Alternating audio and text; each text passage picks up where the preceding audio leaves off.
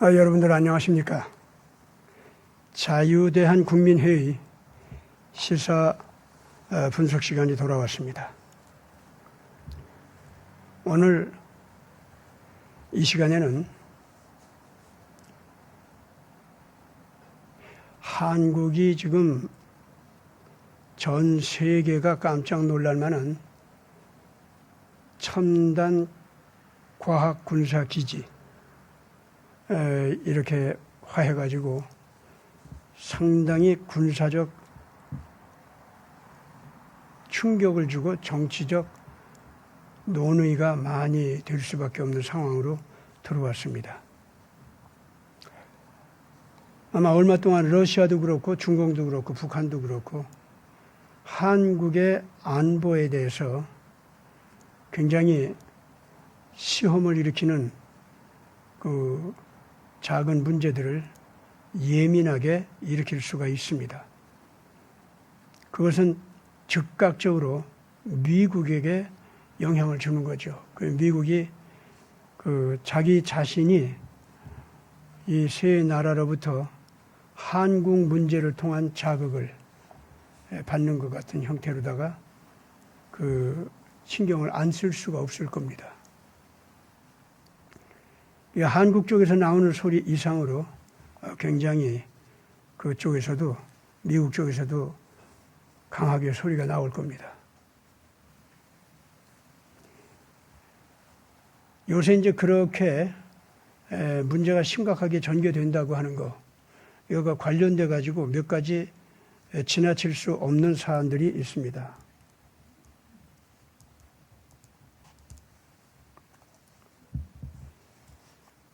한강이라고 하는 사람에 대해서 노벨 문학상이 주어졌습니다. 마침 노벨상을 얘기할 계절이 됐기 때문에 그게 나타나기도 했지만은 하필이면은 한강이라는 사람한테 주어진 것, 이것은 순수한 문학적인 배려에 의해서 한 것이 아니고 분명히 딥스테이트의 정치적 목적이 작용을 한 그런 시상 행위로 보여집니다. 한국이 지금 마침 정치, 군사적으로 또 경제적으로 엄청나게 주목 대상이 되어 있고, 어떤 곳에서는 그것 때문에 불안해하고 못 견뎌 하는데, 어떤 곳에서는 또 환영하고 좋아하고 막 이런 것이 부글부글 끓고 있는데, 거기에 이 노벨 문학상이 한국 사람한테 주어졌는데 그것이 사실상 딥스테이트의 가치관, 거기에 열심히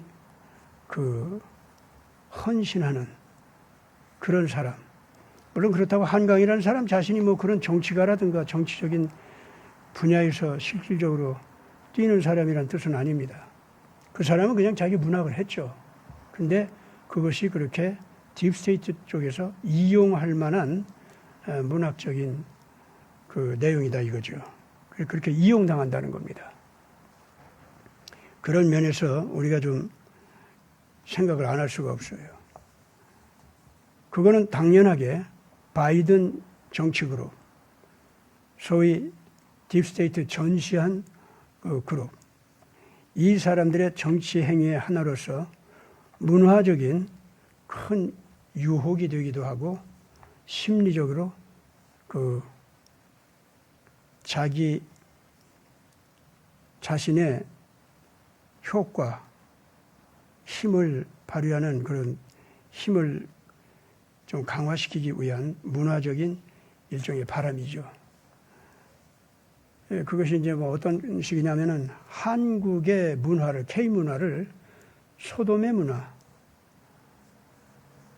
LGBTQ를 신성시하면서 그거를 퍼뜨리는 문화, 이런 식의 문화로 변질시키기 위한 조작이기도 하고, 그건 동시에 딥스테이트의 정치적인, 군사적인, 경제적인 바람, 거기에도 힘을 보태주는 이런 것이 되도록 지금 현재 이용당하고 있다.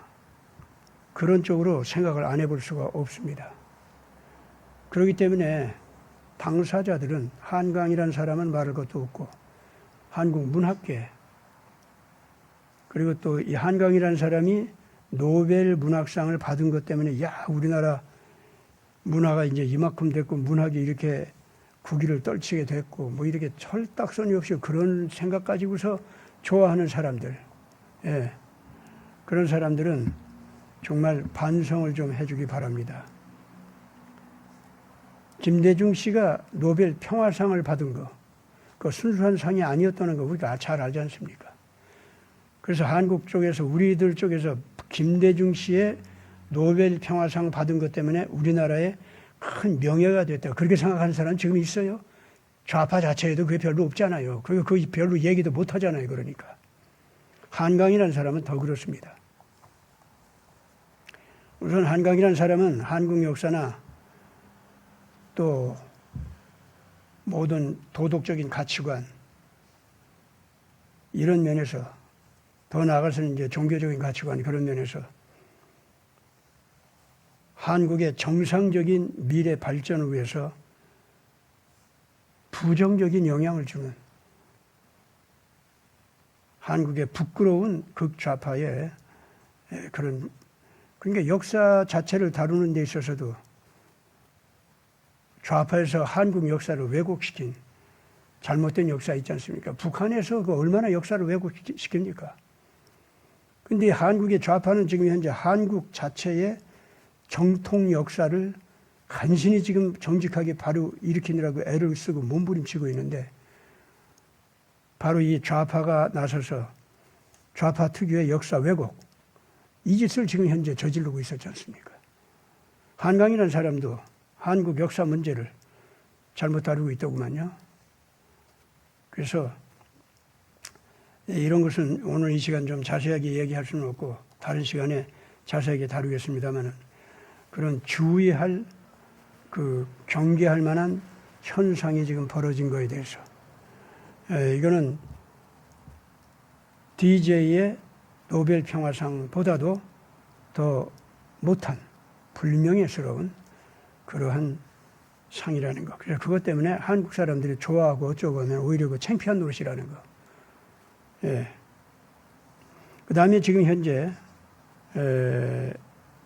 한국이 이렇게 정치적으로 뜨고 군사적으로 뜨고 거대한 군사기지로 이제 알려지고 아무도 함부로 대할 수 없는 나라로 변화하면서 또 한 가지 이제 굉장히 아주 중요한 것이 이 딥스테이트의 문화적인 바람으로서 이제 한강이라는 사람 이런 것이 이용된다고 했지 않습니까?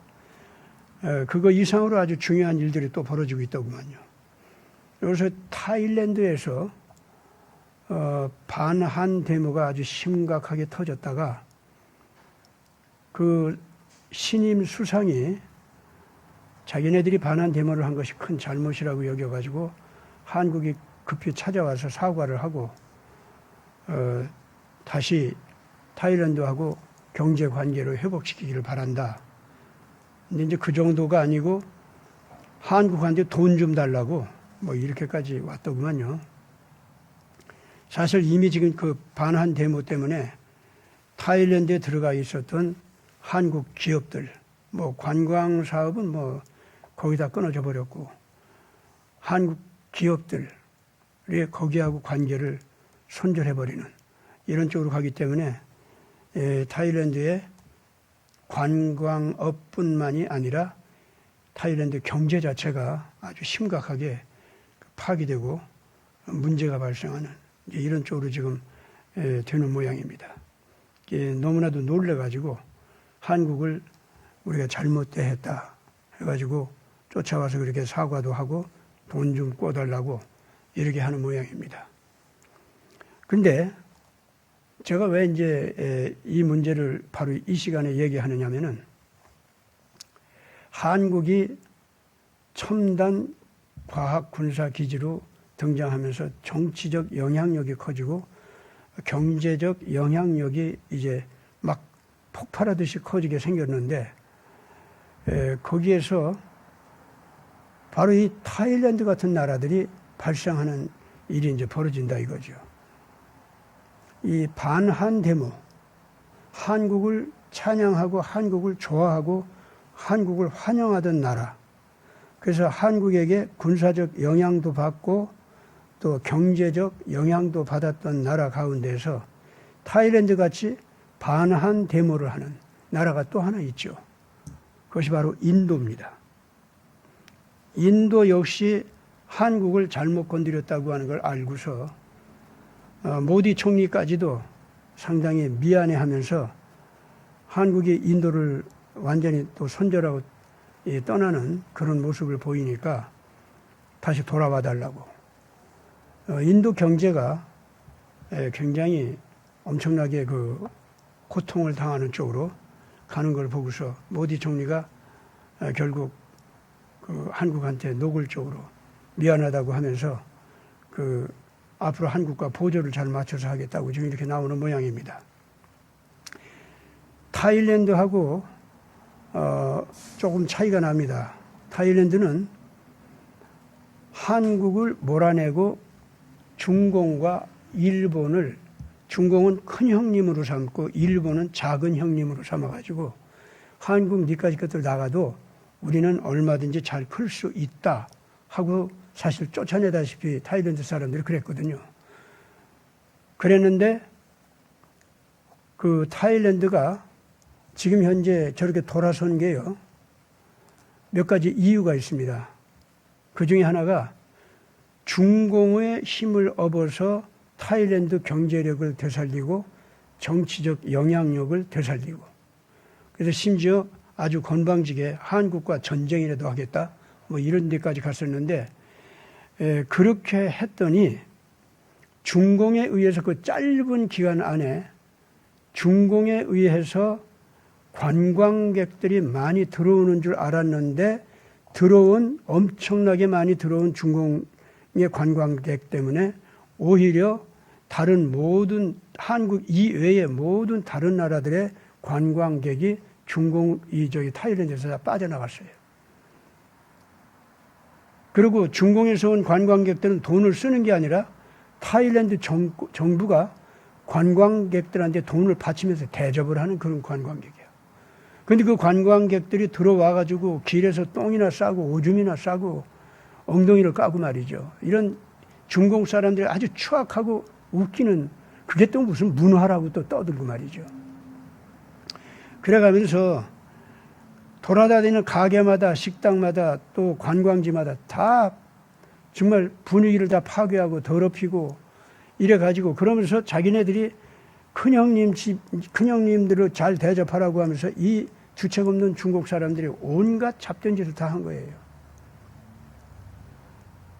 그러면서 드디어 한국에서 왜 타일랜드를 선절을 했는지 그 이유가 드디어 터져나오기 시작한 거예요. 중공 때문에, 끌어들인 중공 때문에 손해를 보면서 부끄러움을 당하면서 자기들이 망해가면서, 그러니까 중공에다가 이제 뭐 한국 대신에 무슨 그 고급 기술 기업들 이런 것들과 끌어들여서 그것도 이제 다시 니까지 것들 나가라, 한국은 나가라, 우리는 중공 형님하고 손잡는다 뭐 이런 식으로 했거든요. 했는데 얼마 되지도 않았어요. 이거 짧은 기간 동안에 중공 사람들이 들어왔는데 당장 그들의 지배지향적이고 그리고 이익지향적이고 그리고 타일랜드 사람들을 완전히 그 노골적으로 노예로 삼아버리는 이런 식으로다가 잡아먹듯이 달라드는 그 야수 같은 모습이 있잖아요. 이거를 보고 너무 놀랐던 거예요. 그리고 이제 중공 무기도 좀 어느 정도 끌어들이고 어쩌고 보니까 한국과는 비교가 안 되는 거예요, 정말로. 그래가지고 이 중공도 그렇죠. 중공도 정말 타일랜드가 그만큼 한국을 쫓아내면서 자기들을 끌어들였으면 이거 얼마나 좋은 기회입니까? 그러지 않아도 중공이 쫓겨나갔다가 다시 들어오는 판인데, 타일랜드에.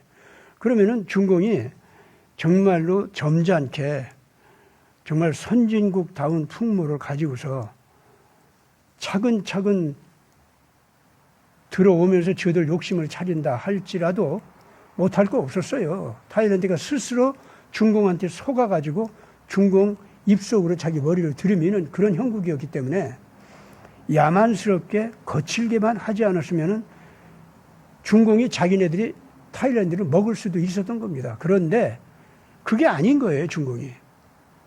중공이 그렇게 된 이유는 그만큼 시진핑 권력 체제가 다급하게 지금 무너지고 있다는 겁니다. 다급하게 타일랜드에서 어떤 이익을 쟁취하고 끌어들여서 중공에 채우고 그래서 무너져가는 시진핑 정권을 갖다가 어떻게 조금이라도 붙들게 해주고 이렇게까지 다급하게 됐다는 뜻입니다. 참 기가 막히죠. 그래서 이 타일랜드가 지금 현재 중공을 내 형님하고 받아들였다가 그대로 갔다가는 자기가 이제 타일랜드가 망한다는 것이 느껴졌어요. 그래서 한국한테 정말로 미안하고 잘못했다는 것을 느끼는 건 누구였냐면은 정권을 잡은 자들하고 그 다음에 이 한국에서 쫓겨난 불체자들, 특히 한국에서 범죄를 저지르고 쫓겨난 그 불체자들 있죠. 이 사람들이 수십만이거든요. 이 작자들은 다 아는 거예요. 근데 그들은 원래 그 범죄를 숨기고서 타일랜드를 속여가지고 자기 국민을 속여가지고 반한 데모를 일으켜가지고 그래서 한국 기업이나 한국 관광 사업이 다 나가게 했지 않습니까? 그랬는데 그 대신 받아들인 중공이 독약이었던 거예요. 자기들이 당장 거기서 죽게 생겼으니까 살아남자고 바로 타일랜드 정권을 잡았던 자들, 즉 국민들을 적극적으로 속였던 자들. 그 다음에 그 범죄 불체자들 가운데 끼어서 반성하면서 양심적으로 깨어났던 사람들. 그 다음에 그 불체자들이 왜 불체자들이 됐고 그들이 왜 이렇게 수십만이나 됐고 한국에서 그래도 상당히 그렇게 참고 잘 봐주더니 왜 이렇게 이게 한꺼번에 다 쫓아내느냐 하는 것을 알아보라고 해서 그 조사차 나온 그 정상적인 양심적인 타일랜드 일꾼들 있죠. 이 사람들이 타일랜드 국민들의 감정이 한국을 칭찬하면은 한국이 억울하다고 하는 말을 하면은 반드시 자기들이 욕을 얻어먹고 돌로 맞을 걸 알면서도 또 정부로부터 정부의 억압을 받을 것도 각오하고 이 사람들이 정직하게 이 한국과의 관계에서 이 불체자들의 범죄와 그 범죄를 숨기면서 그 친중 정권이 들어서 가지고 중공 쪽에 타일랜드를 팔아먹으려고 했던 타일랜드 권력자들, 이 사람들의 그 범죄 이런 것들을 갖다가 솔직하게 고발하기 시작했던 것이고 그것을 해외에서 뭐 미국, 유럽 수많은 타일랜드와 관계를 가지고 있던 나라들 이런 나라들 가운데 특히 중공한테 타일랜드를 상실하게 될까 봐 그래서 걱정했던 다른 나라들이 철저하게 정직한 조사를 해서 그거를 온 세계에 퍼뜨렸던 거예요. 그래가지고 타일랜드 국민들도 그걸 알기 시작했어요. 그 짧은 사이에. 알기 시작하니까 드디어 국민들이 반으로 갈라진 겁니다. 반한 데모를 고집하는 사람들과 한국을 이해하고 한국과 다시 친해져야 된다고 하면서 반정부 데모, 타일랜드 자기 정부에서 거짓말을 했다고 책임지라고 하면서 데모를 하는 사람들. 이게 이제 터지기 시작했어요. 그게 터져가지고 당장 그게 반으로 갈라지게 되더니 반한 데모를 하는 사람들은 계속 속도가 빠르게 줄어들고 반정부 데모, 이 사람들은 숫자가 급속하게 불어나기 시작했습니다. 이래가지고 어쩔 수 없이 그 새로 나온 친중 타일랜드 수상, 이 사람이 급히 한국에 찾아와서 잘못했다고 하고 돈까지 꿔달라고 하고 이제 이렇게 된 겁니다. 그래서 지금 아마 심지어 탄핵까지도 시켜서 내쫓으려고 하는 정도로 반정부 데모가 타일랜드에서는 아주 강해졌다고 합니다. 그게 이제 어느 쪽으로 갈는지 또 한국에서는 어떻게 타일랜드 정책을 조정을 하든지 앞으로 이제 두고 봐야 할 일입니다만은 윤석열 정권이 이 문제를 제대로 해결할 수 있는 방향 감각이 있어야 되고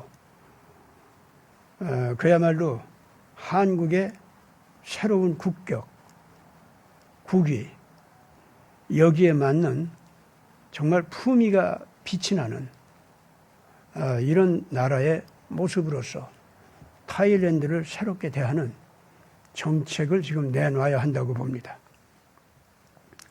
첫째는 지금 한국 안에서 타일랜드 상황을 정치적으로 이용해 먹으려고 하는 여야의 정치 세력들의 소리들은 다 쳐버려야 됩니다. 어차피 야는 딥스테이트 아바타 순수하게 그렇게 되어 있습니다. 그렇기 때문에 문재인, 이재명, 조국, 박지원 이런 무리들 이런 자들은요 아무리 타일랜드에서 인도주의적인 정신을 가지고 타일랜드 국민을 살려야 된다, 인권을 존중해야 된다, 타일랜드 경제를 우리가 다시 한번 돌봐서 살려줘야 된다 이런 좋은 소리를 하더라도요 그들이 쓰는 아이디어, 그들이 쓰는 논리, 그들이 주장하는 내용대로 나가서는 안 됩니다. 이 말은 그들과 같은 올바른 주장을 사실은 태극기 애국 국민들이 먼저 했었고 타일랜드를 용서하라, 너그러운 마음을 가지고 다시 한번 품어라, 타일랜드가 한국을 바르게 이해하고 다시는 그 불체자로 남고 범죄 집단과 연루를 가지고서 한국에서 한국을 괴롭히는 독벌레 노릇을 하는 것. 이런 것은 한국에서야 지금 이미 그것들을 다 추방하고 그랬으니까 단호한 정책을 잘 했습니다. 근데 이제 그 다음에 타일랜드 정부가 그거를 정말로 사과했다고 하면은 타일랜드 정부 쪽에서 적극적으로 그 범죄자들을 타일랜드 자신이 징계를 해야 됩니다. 동시에 타일랜드 정부가 이 불체자, 특히 불법적인 범죄를 저지른 불체자들, 그러니까 그 한국에 법적으로 인정받지 못하고 그냥 불법적으로 남아있는 사람들이 있잖아요. 그 죄만 범한 것이 아니라 마약사범, 강도사범, 그리고 여러 가지 다른 범죄와 연결된 사범, 이런 사람들이 지금 현재 한국에 몇십만이 된다 그 말입니다. 그렇기 때문에 그런 범죄에 대해서 국제적인 수사 공조 차원에서 한국에서 보내는 그 범죄 내용들대로 타일랜드에서 정부가 적극적으로 처단을 해야 됩니다.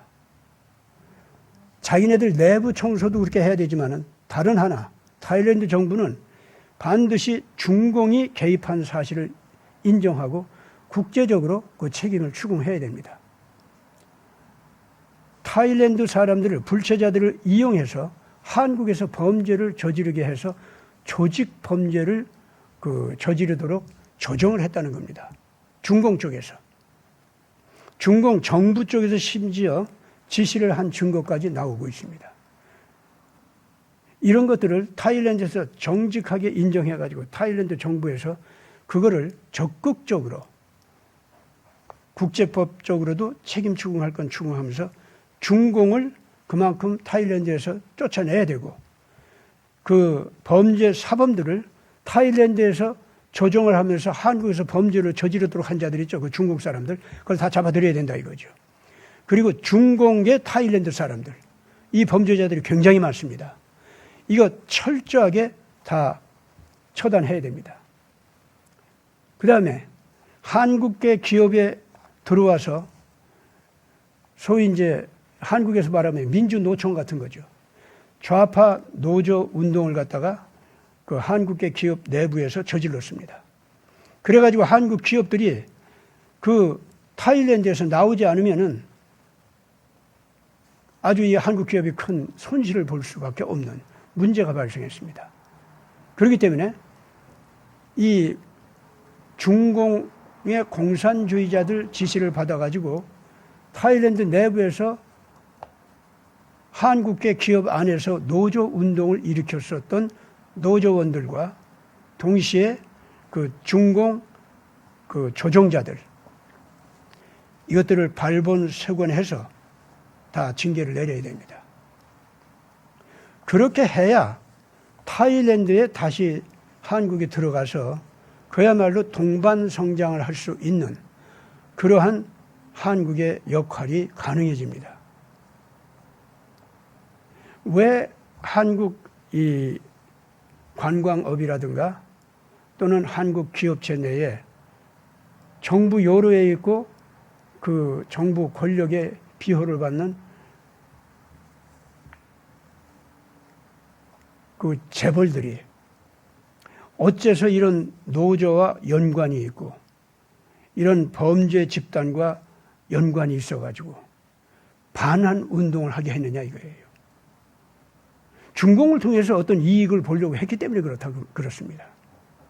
그렇기 때문에 재벌들 가운데 권력자들 가운데 이렇게 중공을 업고 태국 내부에서 정치 운동을 하려고 했었던 거기까지도 발본색원하지 않으면 타일랜드는 그 병에서 헤어나지를 못합니다.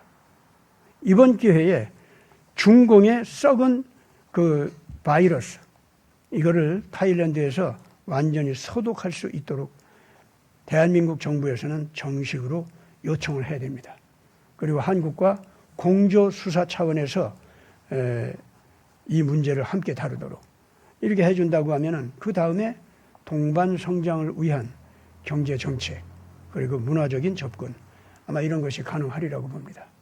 그렇게 되면 타일랜드는 원래가 아주 그 백성들 자체가 순수하고 착한 사람들이기 때문에 굉장히 잘 성장하리라고 저는 그렇게 봅니다.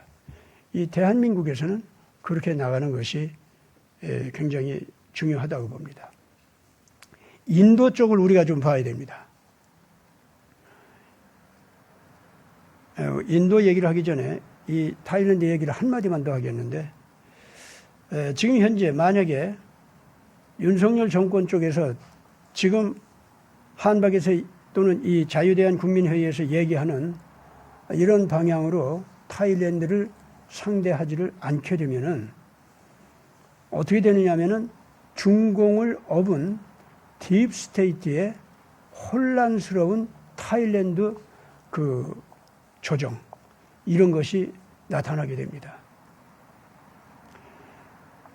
이 딥스테이트의 손은 미국의 바이든 정권의 그 행동과 중공을 통한 영향력 이걸로다가 타일랜드를 괴롭히게 될 겁니다. 다시 한번 얘기합니다마는 중공 시진핑은 언제든지 자기가 필요하면은 바이든과도 결합하고 자기가 필요하면은 트럼프 보고 싹싹 빌면서 나 좀 봐달라고 그렇게 타협하려고 하고 시진핑은 그런 형편입니다.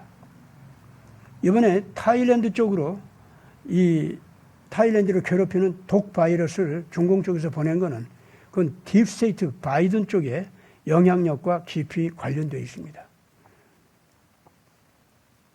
그렇기 때문에 지금 현재 타일랜드의 모습을 보고 겉으로 토니 블링컨 같은 미국 국무장관이 바이든의 의지에 따라서 무슨 성명서를 발표하든지 간에 뭐 말은 좋게 잘 할 겁니다.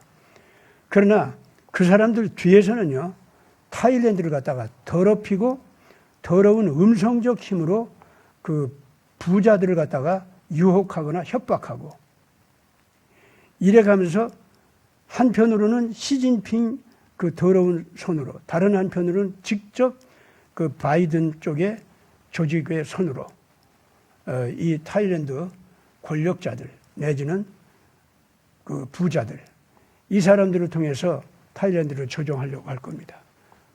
그들은 언제든지 이 특권층에게 이익을 줄 테니까 타일랜드 백성들 전체를 노예처럼 우리 딥스테이트하고 세계를 지배하는 이익을 위해서 타일랜드 백성들을 우리가 노예적으로 잘 조정을 하자 하면서 이 타일랜드 모든 경제 이익 또 군사적인 이익 이런 것을 갖다가 딥스테이트를 위해서 헌신하도록 그렇게 영향력을 발휘하게 됩니다.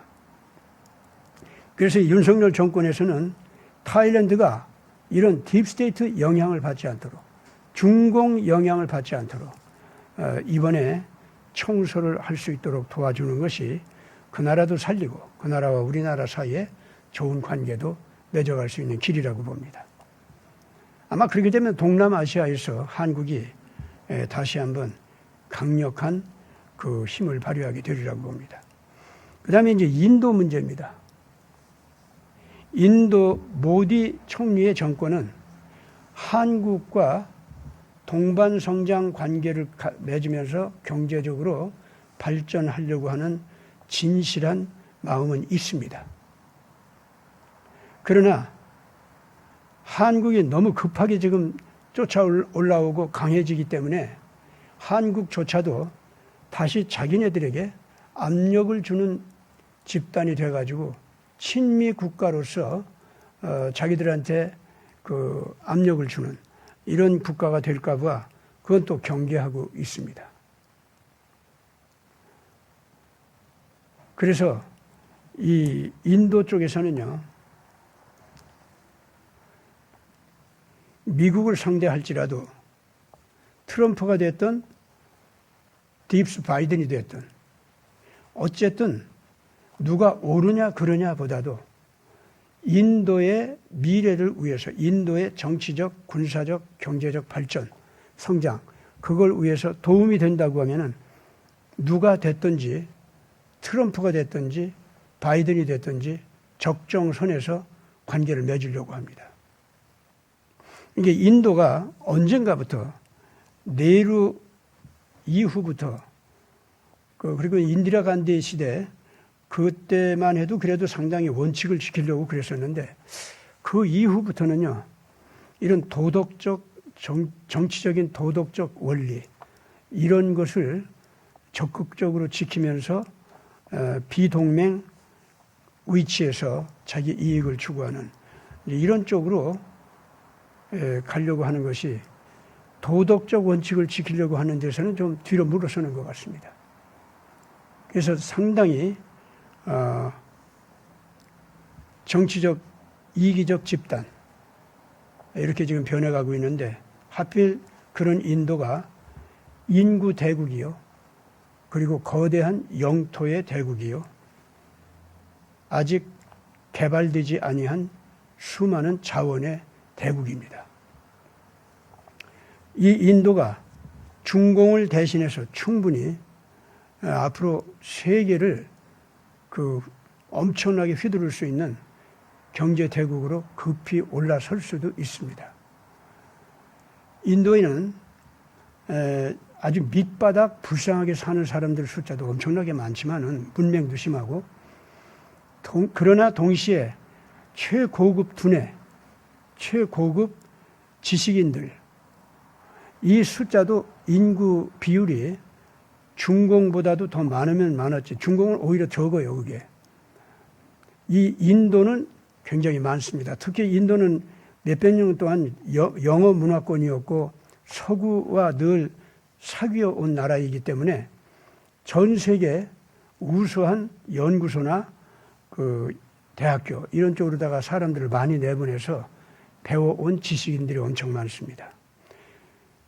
그 사람들은 돈도 쌉니다. 근데 지식 수준은 엄청 놀랍습니다.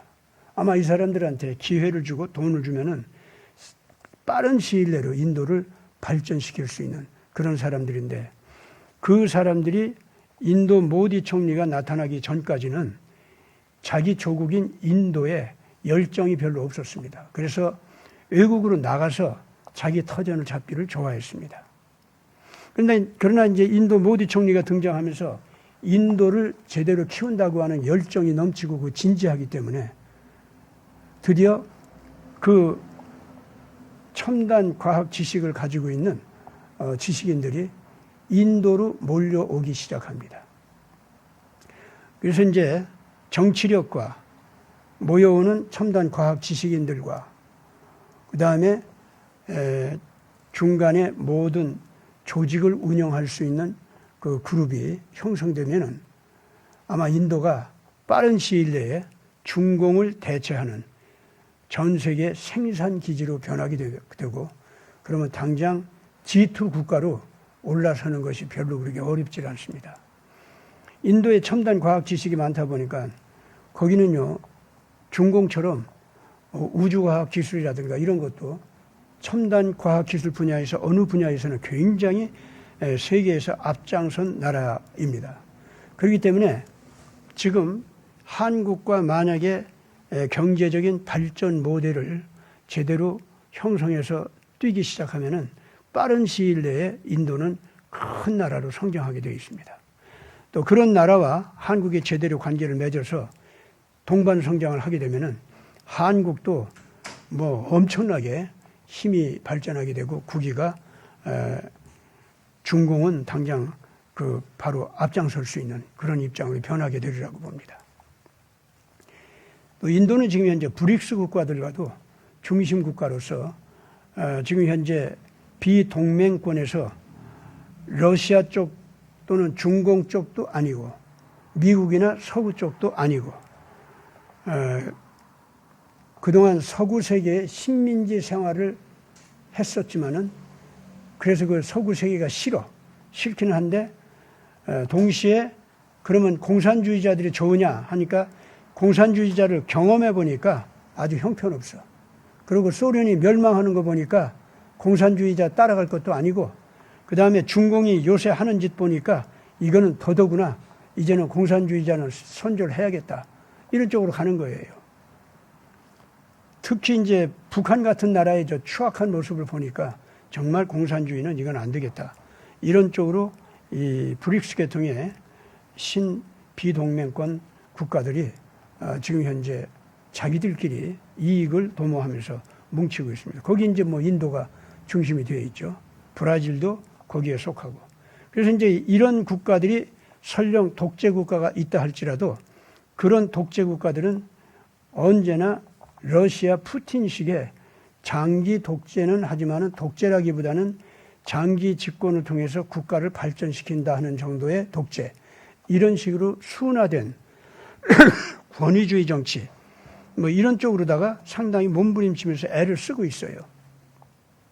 근데 이 브릭스 계통 국가들이 자기네들의 경제 발전 모델로다가 한국을 삼고 있습니다. 특히 이제 한국의 박정희 대통령이 그런 권위주의적 그 장기 집권을 통해서 한국 경제 기적을 이루었기 때문에 이 브릭스에 속한 모든 국가들의 정치가들이 그거를 본으로 삼으려고요. 뭐 푸틴은 뭐 처음부터 그랬고요. 모든 국가들이 그걸 좋아해요, 그렇게. 그래서 한국을 그래서도 지금 현재 주목해서 보는 겁니다. 그래서 인도가 한국과 어떻게 관계를 성공적으로 맺느냐에 따라서 다른 모든 브릭스 계통의 신비동맹 국가, 이 사람들도 한국과 쉽게 결합할 수가 있습니다.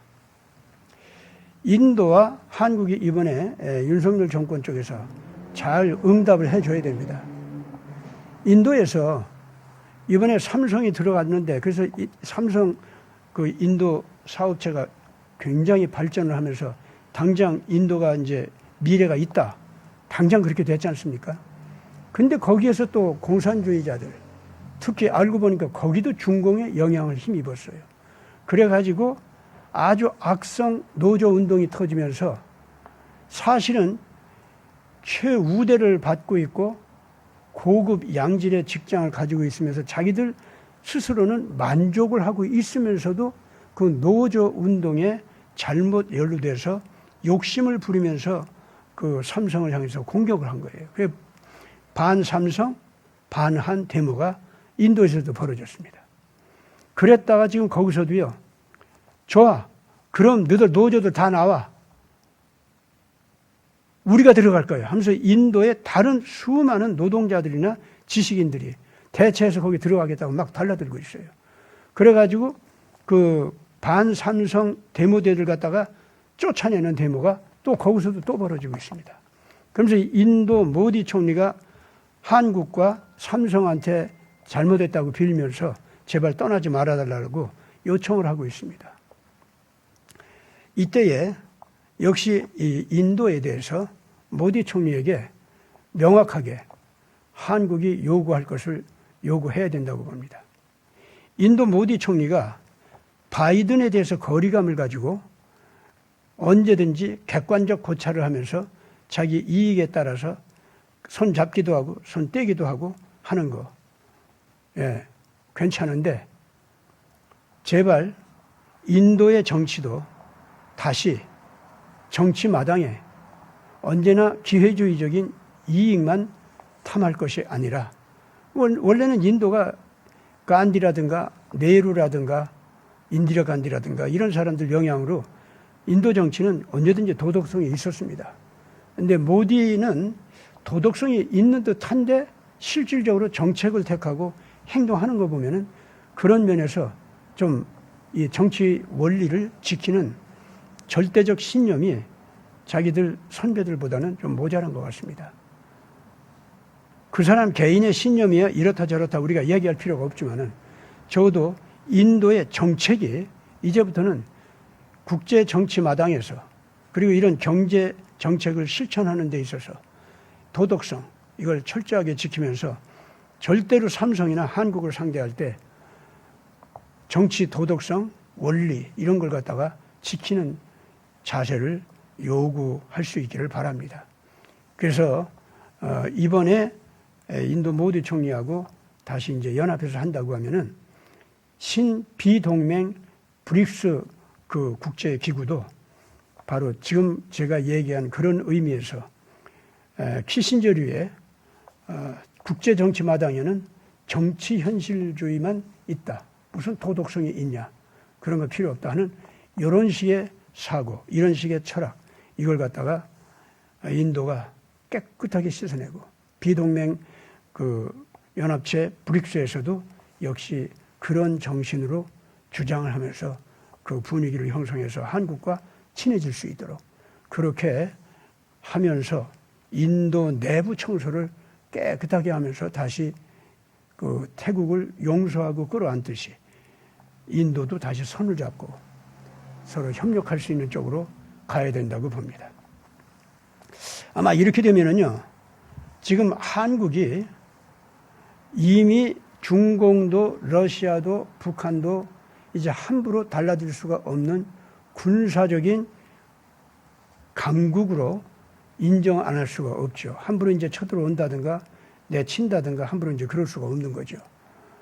거기까지 왔는데 만약에 브릭스 계통 국가들을 타일랜드를 끌어안으면서 인도와 다시 손을 잡고 한국이 자기를 반한대모를 하고 한때 괴롭혔던 나라들을 다시 끌어안고 품어주면은 그 사과를 받아주고 품어주면은 그때는요 동남아시아뿐만이 아니라 전 세계 국제적인 마당에서 한국의 국위가 단순히 군사적 강국이 아니라 정치적으로나 경제적으로나 우리가 본받을 만한, 우리가 따라갈 만한, 우리가 지지할 만한 국가다. 저 한국은 핵을 갖든 안 갖든 상관없이 우리가 함께 동반자가 되어서 한국을 지켜줘야겠다 하는 국제적인 그러한 어떤 그 거대한 새바람을 일으킬 수 있다고 봅니다. 그래서 중공도 러시아도 살아남으려고 하면은 한국을 건드리는 건 감히 생각지도 말고 한국과 다시 지금 당장 친해져 가지고 한국과 동반 성장할 수 있는 새 관계를 맺으려고 하는 정책을 지금 당장 내놓으라 이거죠. 그러면서 한국에게 이 우크라이나 전쟁이나 가자 전쟁을 멈추게 할 수 있는 그러한 평화 협정의 그 기회를 만들어 달라고 오히려 요청을 하는 이런 분위기까지 끌어가도록 윤석열 정권 쪽에서 그렇게 할 수만 있다고 하면은 또 지금 그렇게 해야 되고요. 그게 또 방향이에요. 한국은 그렇게 나가야 합니다. 설령 인도가 너무 과도한 요구를 한다 이런 말을 한다 할지라도 한국이 그렇게 기왕지사 인도가 한국한테 미안한 짓을 저지른 셈 아닙니까? 이런 때에 인도 모디 총리한테 이렇게 강력하게 한국의 원리를 갖다 추궁하면서 나가지 않습니까? 그러면서 인도한테 요청하는 거예요. 우리 같이 가자 전쟁, 우크라이나 전쟁, 이거 평화협정 맺을 수 있도록 우리 같이 나서서 애씁시다 하면은요, 인도는 껑충 뛰고 좋아서 같이 나설 겁니다. 그럼 그 한국 영향력은요, 세계화되고 트럼프는 춤을 출 거고요. 바이든 딥스 집단은 그냥 그대로 이제는 찌그러질 수밖에 없어요. 시진핑도 더 이상 더럽고 추잡한 욕심 못 냅니다. 이렇게 오히려 지금 현재 모디 총리를 향해서 러시아 우크라이나 전쟁 말리고 이 가자 전쟁 멈추게 하는 이 일에 우리 같이 나섭시다. 협조합시다. 우리 같이 하고 한국이 인도 손을 잡고 같이 나서자고 하면은. 그래서 트럼프 대통령한테도 힘을 주고, 러시아, 우크라이나는 이렇게 된 김에 하기 싫은 전쟁 안 하게 돼서 좋고, 자기들 국민들한테 쫓겨나기 전에 오히려 살아남게 돼서 좋지 않습니까? 중동은 중동대로 평화 속에서 새롭게 그 모래사막을 경제적으로 크게 일으킬 수 있는 새 기회를 얻게 되니 얼마나 좋겠습니까? 이란 누구는 좋죠. 자기네들도 지금 현재 이스라엘과 싸워서 하나도 좋을 게 없습니다. 그리고 싸움 자체가 지금 명분이 없어요. 양쪽이 다. 그래서 이렇게 해서 만약에 전쟁을 멈출 수 있는 쪽으로 간다면 얼마나 고마워하겠습니까? 한국과 인도는요, 함께 그렇게 나갈 수 있는 기회 앞에 있습니다. 윤석열 정권 쪽에서는 적극적으로 이런 생각을 할 수 있게 되기를 바랍니다. 오늘 시사분석, 국민회의 시사분석 여기서 끝내겠습니다. 안녕히 계십시오.